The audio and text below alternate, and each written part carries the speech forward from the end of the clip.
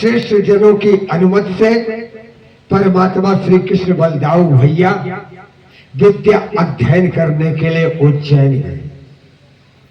अभी आश्रम से थोड़ी ही दूर बाकी थे कि देख रहे हैं उनसे कुछ उम्र में 4-6 महीने बड़े एक ब्राह्मण बटू के पांव में कंटक लग गया और ब्राह्मण बटू उस पीड़ा से कराह रहा है। दोनों भाई दौड़ करके ब्राह्मण बटू के पास पहुंचे। देखा पांव में कांटा लगा है, कांटा थोड़ा गहराई में है, इसलिए नाखूनों से पकड़ा नहीं जा सकता। भगवान श्री कृष्ण ने ब्राह्मण बटू के पांव को उठाया, उनके तलवे में अपने दांत गड़ा के उस कांटक को बाहर निकाला। ब्राह्मण बटू कांटक के पीड़ा से मुक्त हो गया। उसी ब्राह्मण बटू का नाम था सुदामा। अब 2 की जगह 3 हो गई। परमात्मा श्री कृष्ण बलदाऊ भैया और सुदामा अब तीनों महर्षि के आश्रम में उपयुक्त सेवा के साथ साथ विद्या का अध्ययन करने लगे। भगवान श्री कृष्ण और बलदाऊ भैया 64 दिन में 64 विद्याओं का अधिग्रहण कर लिया। अब गुरुदेव ने कहा, बेटा अब मेरे पास कोई विद्या अवशेष नहीं है, तुमने मेरी सारी विद्याओं को प्राप्त कर लिया और साथ ही साथ सुदामा ने सारी की सारी ब्रह्म विद्या सुदामा महाराज को प्राप्त हो गई। 64 दिन के बाद भगवान ने गुरु दीक्षा के बाद गुरु दक्षिणा के बारे में बात करी तो गुरुदेव ने कहा कि गुरु माता से बात करो। जब गुरु माता के पास गए तो गुरु माता कृष्ण को पकड़ के रोने लगी। कहा, मेरा बेटा 65 दिन पहले समुद्र में डूब गया था, जब से तुम आए हो तुम्हें देख करके जी रही थी, अब तुम चले जाओगे तो मेरी मृत्यु हो जाएगी, इसलिए तुम मेरे पुत्र को ले आकर के हमें दो। भगवान यमराज के घर गए दोनों भाई। सुदामा जी अपने नगर गए सुदामापुरी। अब दोनों भाई जब भगवान यमराज के घर गए वहां बातें हुई। यमराज के दूतों ने अर्थात चित्रगुप्त ने कहा कि अभी आपका पुत्र गुरुपुत्र यहाँ नहीं आया है। भगवान समुद्र में आए, समुद्र से पंचजन नाम के राक्षस का वध करके भगवान ने गुरुपुत्र को निकाला, उसकी आत्मा, और पानी के ऊपर आकर के अपनी योग माया से जैसा शरीर था वैसा बना के वह जीवात्मा डाल और रथ पे ले आकर के गुरु माता के चरणों में गुरुपुत्र को संभाल दिया। गुरु माता ने दोनों बाहें उठाई, आशीर्वाद दिया, तेरी विद्या सदा सार्थक हो, युद्ध में तुझे कोई जीत न पाए, तेरी विजय कीर्ति तेरी कथा जुग जुग तक लोग गाते रहे। अब ध्यान से बात समझेंगे। एक माँ के हृदय के आशीर्वाद का परिणाम भगवान श्री कृष्ण ने महाभारत में गीता का गान किया है। पूरे विश्व ब्रह्मांड में ऐसा दूसरा कोई ग्रंथ बता दे नहीं। यह भगवान के विद्या का चमत्कार देख लीजिए। और अंतिम प्रयाण के समय तक परमात्मा युद्ध करके शत्रुओं को दलित करता रहा, कभी युद्ध में परमात्मा हारा नहीं। यह दूसरा प्रमाण। और आज भी नहीं, भविष्य में जुग जुगांत तक ये श्रीमद् भागवत की कथाएं चलती रहेगी। यह माँ का आशीर्वाद है, जो माँ का आशीर्वाद कभी निरर्थक नहीं जाता। इसे माँ का आशीर्वाद। अब भगवान श्री कृष्ण अपने द्वारिका में रहने लगे और इधर सुदामा महाराज ब्रह्म विद्या का ज्ञान, ब्रह्म विद्या को प्राप्त करते, ज्ञान के कारण अब धन की तरफ जाते। अब सुंदर नाम सुदामा का अर्थ हमने गलत रख लिया है। सुदामा का अर्थ हम सामान्य अवस्था में क्या कहते हैं? कोई गरीब, कोई दरिद्र। लेकिन चिंतन करिए, सु माने सुंदर, दामा माने दाम वाला। आप जाते हो, इसका क्या दाम है पूछते हो ना? दामा माने दाम वाला। सुंदर धन वाले का नाम सुदामा है, दरिद्र का नाम सुदामा कभी नहीं होता। और धन क्या है? विद्या। विद्या धनम सर्वधनम प्रधानम। विद्या का धन सारे के सारे धनों में प्रधान है, और वह भी आध्यात्म विद्या का गुरु है, ब्रह्म विद्या का अधिकारी है, ब्रह्म का साक्षात करने वाला सुदामा। सुदामा को सामान्य मत समझिए। परंपरा में आप देखो, कोई ऋषि महर्षि धन दौलत ऐश्वर्य के लिए नहीं ला, वह अपनी विद्या का प्रचार प्रसार करता है। अपन उसके आश्रम में राजे महाराजे आकर के उनके विद्यार्थियों के भोजन की व्यवस्था करते हैं ऋषि के। यह भारतीय परंपरा। ठीक उसी तरह सुदामा अपने विद्या के प्रचार प्रसार में लगे हैं। धीरे धीरे समय बढ़ने लगा, विवाह हुआ। उनकी पत्नी का नाम सुशीला है, वस्तुतः सुशीला। समय के चक्र में अब महाराज सुदामा को 4 बेटे पैदा हो गए हैं। बच्चे तो भोजन चाहते हैं। कहावत है, दाम खाई घोड़ा की दाम खाए रोना। अब मां सुशीला परेशान, अब क्या करें? कभी उनके घर से, कभी उनके घर से, कभी उनके घर से। मां भिक्षाटन माने मां पड़ोस से मांग करके कुछ खिलाती, और भगवान महाराज सुदामा भिक्षा मांगने चले जाते 2 दिन 4 दिन इधर। एक दिन बच्चों की पीड़ा से पीड़ित माता ने कहा कि आप कहते हो कि परमात्मा श्री कृष्ण आपके मित्र है, महादानी जिनके हुतु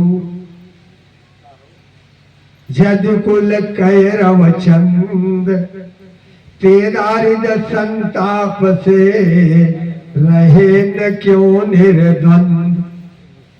जो बहुत बड़े दानी है, नाम लेत नवगनी गए पेदास सौगुनी। ऐसे परमात्मा श्री कृष्ण जो आपके मित्र हैं, आप उनसे जाकर के अपने बच्चों की पीड़ा की बात नहीं करते। सुदामा जी कहते हैं, क्षत्रिन के पन जो धजुआ जोरे संग चले रसवादी नहीं। भैंस को बानी जयोर किसे पन सूत्र को सेवन साज नहीं। बेप्रन को धन है जो वही कन मागत बाभन लाज नहीं। ब्राह्मण को धन केवल, आप ब्राह्मण को भिक्षा ही उनका धन है, इसलिए आप भिक्षा में मुझ लगे हुए को आप विचलित मत करो। धन में 15 दोष होते हैं मिश्रा जी। भाइयों समझ लो, सुन लो, धन में 15 दोष पाए जाते हैं। तुलसी ने भी लिखा है, श्रीमद वक्र की न कही प्रभुता बधिर न काय। मृग लोचन की नैन सर अस को लाग न चाह। ज्यों ही धन की प्राप्ति होने लगती है, आदमी का चाल चरित्र चेहरा सब बदलने लग जाता। धन में केवल एक गुण है और सारा का सारा दोष ही है। गुण क्या है? जीन के विधि दीन है दान करे कल्याण। धन में एक गुण है दान, और सब अपयश का पिटारा यह धन। इसीलिए कबीर कहते हैं, साईं इतना दीजिए जामे कुटुंब समाए, मैं भी भूखा ना रहूं साधु न भूखा जाए। यह धन जो लोभ का कारण, मोह का कारण, द्रोह का कारण, मद का कारण, अहंकार का कारण है, ऐसे धन से संत लोग सदा दूर रहा करते। और सुदामा जी गृहस्थ संत है, सामान्य नहीं। ब्रह्म विद्या के अधिकारी सुदामा जी धन की तरफ दौड़ नहीं। स्त्री बार बार प्रेरित करती है कि आप कृष्ण के यहां जाओ। सुदामा जी कहते हैं, अब हमें ही तो उपदेश कर ले। मैं संपूर्ण समाज को उपदेश करता हूं। वस्तुतः ब्राह्मण का यह दायित्व रहा पहले, इसे दायित्व कह रहा हूं, यहां सामान्य शब्द नहीं है। पहले ब्राह्मण का दायित्व रहा कि लोगों को जगाए, समझाए, सुनाए, लोगों को बताए। अब तो समाज के दूसरे लोग ब्राह्मण को उसके घर पहुंचा रहे हैं। ऐसी स्थिति को ब्राह्मण प्राप्त हो रहा है कि कहीं गिर पड़ा है, कहीं बेसुध सा हो गया है, दूसरे लोग उनको पकड़ के उनके घर ले जा रहे हैं। क्या समझाएगा ब्राह्मण? यह काल की गति है। सुदामा जी कहते हैं, शिक्षक हो से गरे जग को, तियता को कहाँ यम देती है शिक्षा। जे तप से परलोक सुधारत, संपत्ति कहती निके नहीं इच्छा। मेरे ही हरि के पद पंकज, 12,000 ल देखी परीक्षा। औरन को धन चाहिए बावरी, बाभन को धन केवल भिक्षा। समझाते हैं कि यदि हम धन के लोभ में आ गए तो हमारा परलोक बिगड़ जाए, हम साधना नहीं कर पाएंगे। एक बाजार में एक मोची जूते का काम करता था। उसी के बगल में एक वकील साहब का चंबर था। अब वो मोची जूते बनाने लगता तो कुछ न कुछ जोर जोर से गाता बजाता रहता, जोर जोर से गाता रहता, और वकील साहब को कठिनाई होती। एक दिन वकील साहब ने बुलाया, कहा तू रोज गाता है, मुझे बहुत दिक्कत होती है। तू ऐसा कर कि मैं तुझे रोज 5 रुपया दिया करूंगा, तू गाना मत। अब 5 रुपया मोची ने देखा तो बड़ा अच्छा लगा और जेब में रख करके आया। दिन भर नहीं गाया।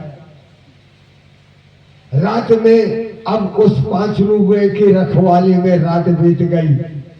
सुबह होते होते पूरे शरीर में दर्द जाग गया, सिर धर लिया, परेशान हो गया। अब क्या करे?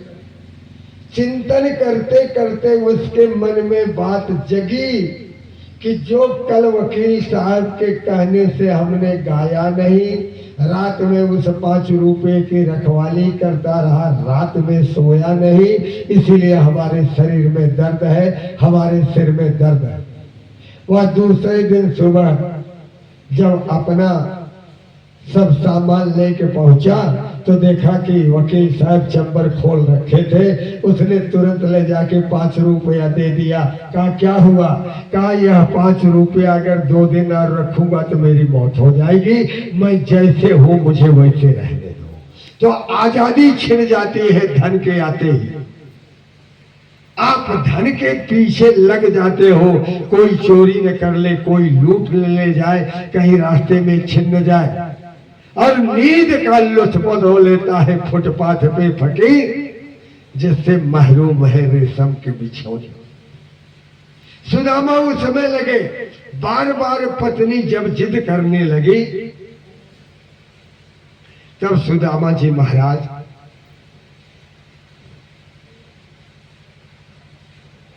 कष्ट में आ गए। पत्नी की बात से दुखी हुए और कहते हैं, द्वारिका जाहो जी, द्वारिका जाहो जी, आठा हुआ यही जग तेरे, जो न करो तो करोगी बड़ी दुख, जइयो कहा अपनी गति नेरे। द्वार खड़े हरि के छड़िया, द्वार खड़े हरि के छड़िया, जह राजन जाए न पावत नेरे। अब 5 सुपारी ते देखो बेचारी के, भेंट के चारी न चाउर मेरे। आप कहती हो जाओ, बड़े बड़े राजा महाराजा परमात्मा श्री कृष्ण के दरबार में उपस्थित नहीं होते, द्वारपाल खड़े हैं। अच्छा जाऊं तो कैसे जाऊं? मेरे पास तो 4 चावल भी नहीं है कि मैं जाकर के वहां भेंट दूंगा। जब भी जाओ तो कुछ न कुछ भेंट के लिए लेके जाओ। जिनके घर में छोटे बच्चे हो, मंदिर जाओ, ज्योतिषी के घर जाओ, गुरु के घर जाओ, हित रिश्तेदार के घर जाओ, तो रिक्त पाय न पश्चेत, रिक्त हस्तम न पश्चेत, खाली हाथ नहीं जाना चाहिए, कुछ न कुछ जरूर लेके जाना। कहा कि आप विचार करके देखो, मेरे पास तो चावल भी नहीं है। यह सुनी के तब बाभिनी गई पड़ोसन पास, पाव सेर चाउर लिए आई सहित उलास। जब इस तरह से सुदामा महाराज ने कहा, तो महाराज की बात सुनकर के सुदामा की पत्नी अपने 4 पड़ोसियों के घर गई, और उन 4 पड़ोसियों ने 4 ढंग का चावल दिया। कहीं चिवड़ा बना है, कहीं लाल चावल है, कहीं सफेद चावल है, कहीं अरवा है, कहीं भुजिया है। 4 चावल, 4 तरह के चावल दिए। अब दिया, सुदामा जी महाराज अपने पोटली में बांधने लगे। कहा नहीं, तुमसे नहीं संभलेगा, तुम नहीं बांध पाओगे। घर को कौन संभालता है? स्त्रियां। स्त्रियां चाहे तो टूटे घर को संवार दे, स्त्रियां चाहे तो बने घर को बिगाड़ दे। कहा नहीं नहीं, बांधूंगी तो मैं, स्त्री ही बंधन की हेतु है, सबको स्त्रियां ही बांधती। एक फटे पुराने दुपट्टे में उन 4 तरह के चावल को सुशीला बांध रही है। वो 4 चावल नहीं, सुशीला अपना धर्म, सुशीला अपना अर्थ, सुशीला अपना काम, सुशीला अपना मोक्ष पोटली में बांध के परमात्मा श्री हरि के चरणों में निवेदित कर सिद्ध करी गणपति सुमेर, बांधी दुपटिया खूट, मांगत खात चले तहा मार्ग वाली बोट। मांगते खाते किसी तरह धीरे धीरे की यात्रा चलते चलते 3 दिन की यात्रा में व्यतीत किया। 3 दिन की यात्रा के बाद द्वारिका में पहुंच गए। जब द्वारिका में पहुंच गए तो जिधर देख रहे हैं एक जैसा घर बना है, जिधर देख रहे हैं सब एक जैसे साज सवार के साथ, और सभी शांत, बिल्कुल न कोई हलचल न कोई। जिधर दृष्टि जाती है सब शांत बैठे। अब सुदामा जी महाराज को बड़ी कठिनाई होने लगी। सुदामा जी महाराज ने लोगों से पूछा कि महाराज बलबीर का घर कहाँ है? बल माने बलराम, वीर माने भाई। और जो ही बलदाऊ का नाम लिया, कृष्ण का नाम लिया, गांव वाले दौड़ पड़े, प्रणाम किया और उनको भगवान के द्वारपाल के पास पहुंचाया और बताया कि कृष्ण से मिलने आए। सुदामा ने निवेदन किया कि भैया जाके बता देना आपका मित्र सुदामा आया है। अब द्वारपाल भगवान के सामने खड़ा हुआ निवेदन कर रहा है, शीश पगा न झगा तन में, प्रभु जाने को आही बसे के ही गावा। हे महाराज, एक कोई आदमी आया है, कहाँ का रहने वाला मैं नहीं जानता, तो उसके सिर पर कोई पगड़ी नहीं है, उसके पैर में या उसके सिर पर कोई कुर्ता नहीं है। शीश पगा न झगा तन में, प्रभु जाने को आही बसे के ही ग्रामा। धोती फटी सी लटी द्रुपटी, उसकी धोती जगह जगह फट गई है और उसके कंधे पर जो दुपट्टा है वह इतना दिन से कंधे पर रहा है कि एक परत दो परत सब के सब उसी में चिपक गए। धोती फटी सी लटी दुपटी, अरुपाय वो पान हो के नहीं सामा। और उनके पैरों में जूते के निशान तक नहीं दिखाई पड़ते हैं। अभी तक भगवान सहज सुन रहे हैं, लेकिन जो ही यह शब्द कहा, द्वार खड़ो दीज, जो ही द्वारपाल ने आवाज लगाई कि दरवाजे पर ब्राह्मण, एक ब्राह्मण खड़ा है। द्वार खड़ो दीज दुर्बल एक, रहो चकिसो वसुधाया भिरामा। हे प्रभु, दरवाजे पर एक ब्राह्मण खड़ा है, उसका नाम सुदामा है। बोलो द्वारपालक सुदामा नाम पाए, सुन ठाए राज काज तज, ऐसी गति जाने। जो ही द्वारपाल ने सुदामा नाम का ब्राह्मण लिया, परमात्मा श्री कृष्ण को वह बचपन याद आ गया। वस्तुतः भगवान श्री कृष्ण और सुदामा गुरु माता के आदेश से रोज जंगल जाते लकड़ी तोड़ने के लिए। एक रात लकड़ी तोड़ने के लिए गए थे, आंधी पानी आ गई। माँ सुदामा बड़े थे, इसलिए उनके आंचल में चना बांध दिया और कहा कि बेटा, जब कन्हैया भूखा हो तो उसे खिला दे। अच्छा, उस चने की विशेषता,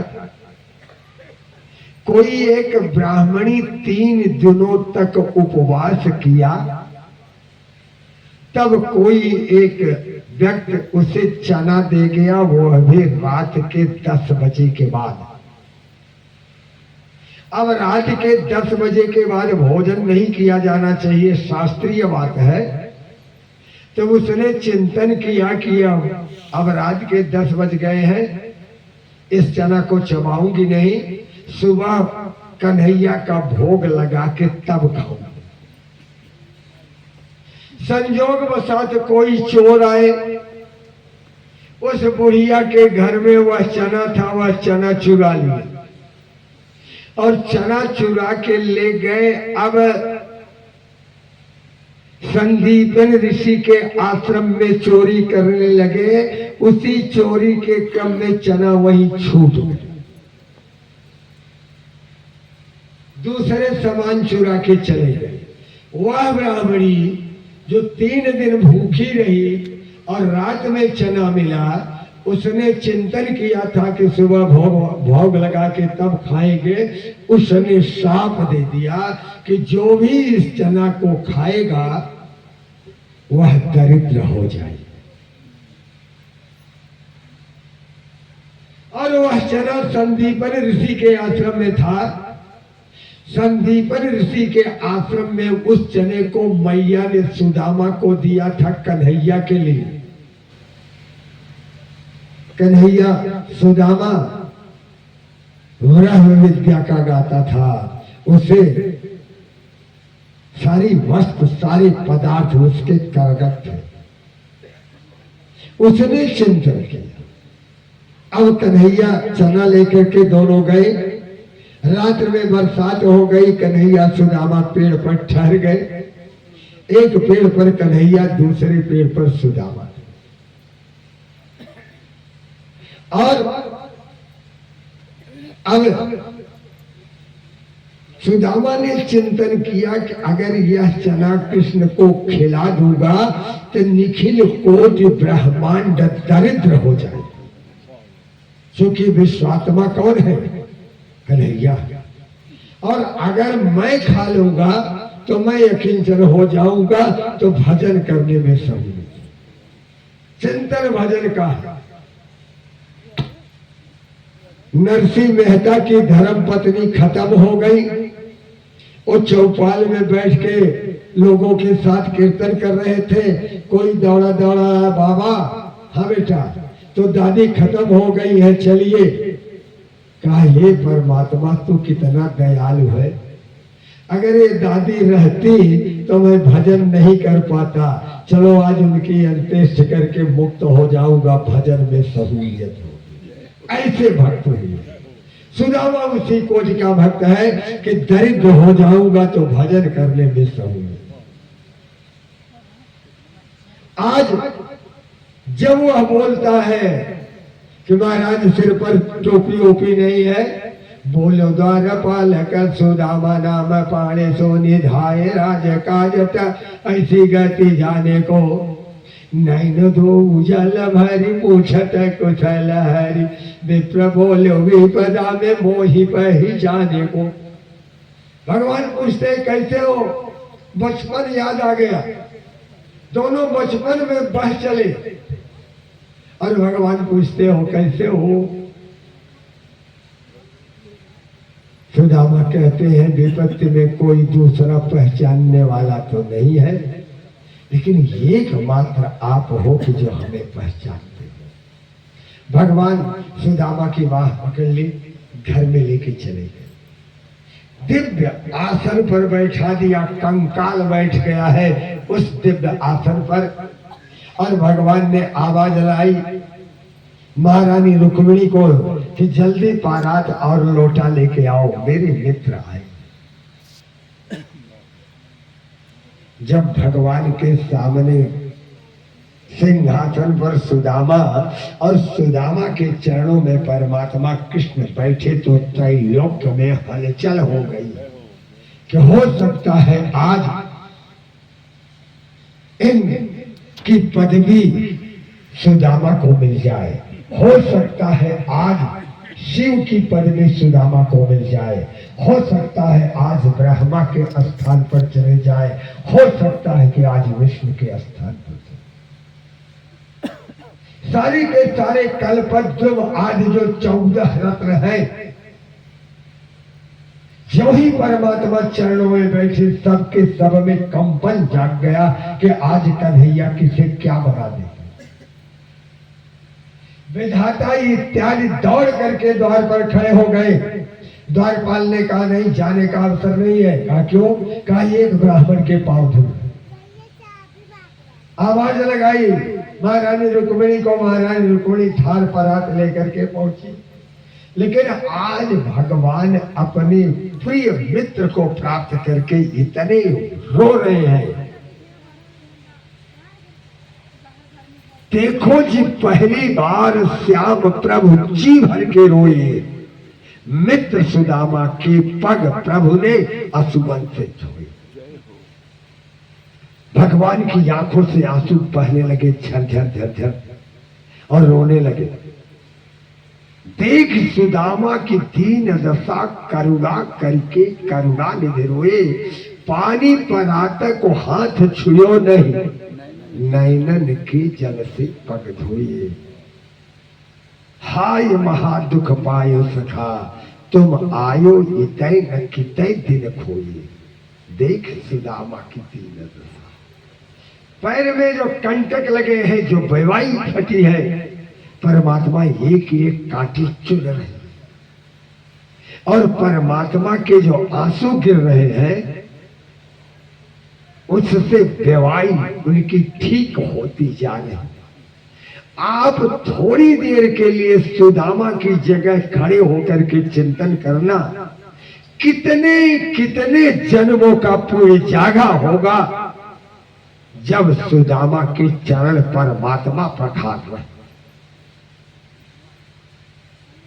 जिनके चरण कमल माता लक्ष्मी के हाथ से खिसकने नहीं पाते, जिनके चरण कमलों का ध्यान बड़े बड़े महात्मा अनंत अनंत काल तक करते हैं लेकिन सफलीभूत नहीं होते, आज वही परमात्मा एक ब्राह्मण के चरण धुल रहे हैं। निश्चित रूप से सुदामा, उनके माता पिता, उनके पूर्वज ऐसी कोई तपस्या किया होगा जिसका परिणाम आज परमात्मा श्री कृष्ण दे रहे। भगवान रो रहे हैं, धो रहे हैं, रो रहे हैं। ऐसे विहाल विवाई ने सोपट पंकज कंटक जाल लगे। तो रुक्मिणी परेशान है कि कैसा मित्र आया है, और पैर और धुल लिया। अब जब जल जल पानी की पानी आई तो कन्हैया ने पूछ दिया, अरे भाभी ने कुछ दिया है क्या, कुछ लेके आए हो? अब भगवान के वैभव को देखने के बाद फटी पुरानी पोटली वाले चावल को सुदामा निकाले कैसे, उसे छुपा रहे। भगवान ने बाह पकड़ी, कहा चोरी की आदत बड़ी खराब है। आप याद करो, गुरु माता ने चना दिया था तो जंगल में आप अकेले खा गए थे, हमें नहीं दिया था। आगे चना गुरु माता दये ते लये तो मचावे हमें नहीं देने। श्याम कहो मुस्काई सुदामा से, चोरी की बानी में हो जो प्रवीणे। पोटली काख में दावी रहे तुम, खोलत नाई सुधारस बीने। तैसे ही भा पाछिल बानी अजौ न तजी तुम, तैसे ही भाभी के चल कीने। अरे तुम्हारी आदत गई नहीं। यह कह करके भगवान अब सुदामा के कुक्ष से वह चावल की पोटली खींच ली। वो सड़ी पोटली, सड़े वस्त्र, चावल बिखर गए भगवान के सामने। अब भगवान ने छोटे बच्चों की तरह दोनों मुट्ठी से भर लिया। छोटे बच्चे जो पसंद है दोनों मुट्ठी में, एक मुट्ठी डाली, दो मुट्ठी डाली, अब तीसरी लिया। तब माता रुक्मिणी को लगा कि अब सब कुछ कृष्ण दे ही देंगे, और जिन्हों परमात्मा एक मुट्ठी चावल डाली, त्यों ही भगवान विश्वकर्मा सुदामापुरी में खड़े हो गए। सुदामा की पत्नी सुशीला से कहते हैं कि भगवान श्री हरि ने आपके लिए महल बनाने के आदेश दिया है, कहाँ से शुरू करूं? कहा क्या कहा है? कहा आपके लिए महल बनाने की बात है। कहा ऐसा करो आप लौट जाओ। कहा क्यों? कहा ये जो हमारे पड़ोसी हैं, जो हमारी विपत्ति में हमारा सहयोग किए हैं, मैं इनको नहीं छोड़ सकती। महल बनेगा तो हमारे सारे पड़ोसियों का बनेगा, नहीं बनेगा तो मेरा भी। अब भगवान विश्वकर्मा के पास जब दूरभाष यंत्र रहा हो, भगवान श्री कृष्ण को लगाए, कहा हम माता जी बनाने नहीं दे रही। क्यों? वो कह रही है सबका बनना चाहिए। कहा आखिर वो मां